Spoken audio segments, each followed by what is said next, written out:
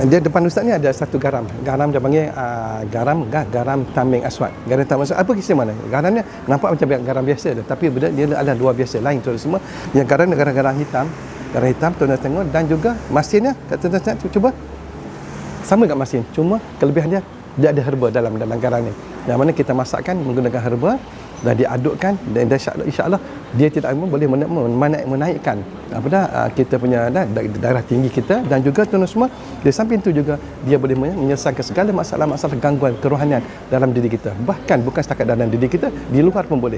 Okey, kelebihan dia garam-garam tameng aswad ni, kalau anda kena santau ataupun anda apa-apa saja ada energi negatif dalam diri anda, negatif, anda makan je macam tadi, anda sikit terpedah ambil banyak dah semua, sikit saja, takkan lidah.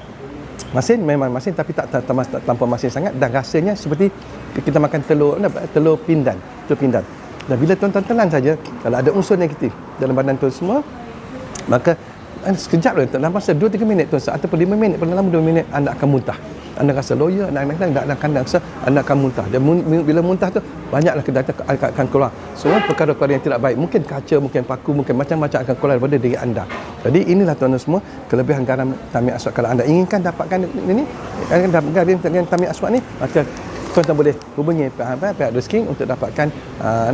Kita masih dalam offer lagi tuan-tuan, dan juga di samping juga tuan semua, anda boleh gunakan untuk rendaman dan juga untuk mandian. Assalamualaikum warahmatullahi wabarakatuh.